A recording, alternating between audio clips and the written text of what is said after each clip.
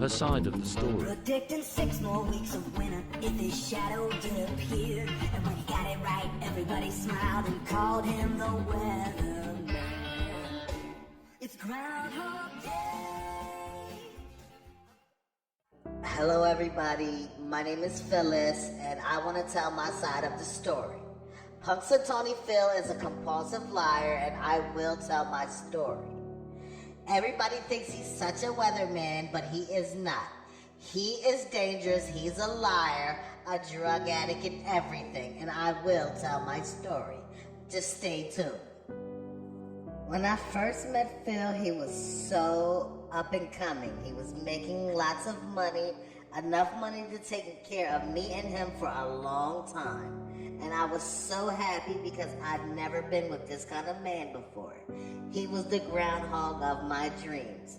But that really did not last long because, as you will see in the story I tell, he lied so much and he became somebody I did not recognize anymore. Hold on. Phil started spending most of his day playing video games and eating cakes and cookies, and it was disturbing me because he was becoming a fat little groundhog instead of that man that I knew. And it was getting really, really hard for me to deal with. The money was coming in and he used it to buy weed and all sorts of other crazy, I'll say narcotics, because that's what he started getting into. Before I knew it, my house was filled with all these paraphernalia and all this narcotics that he could not get enough of. He was like Tony Montana in our house. He was sniffing all sorts of drugs, smoking weed, and all he wanted to do was spend money. And then it happened. He gave a prediction that we were going to have an early spring, and guess what? We had the worst winter in the history of the United States. And it was depressing. He got in so much trouble that his bosses screamed at him for hours on end. And Phil didn't care. He took it on the chin, and before you know it, he walked home from his job, unemployed and defeated. And that's what he deserved. Because I tell you, he went right back into doing the same old thing that Phil does. He started going back to the narcotics. And I was getting fed up. I was getting sick and tired of seeing the man I married do all these amounts of drugs.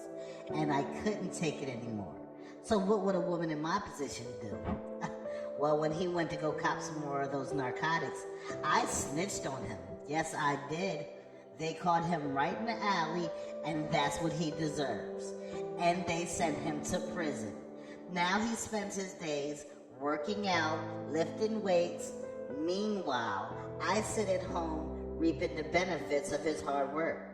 And what I mean by that is, I am a really paid groundhog right now because I took his dirty ass to court and I won. I got everything and he got nothing. All he got was a longer prison sentence, and I am so excited because he deserved every single thing he got.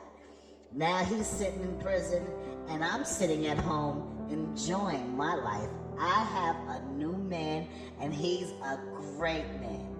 While he's sitting in jail getting big, and he keeps sending me pictures.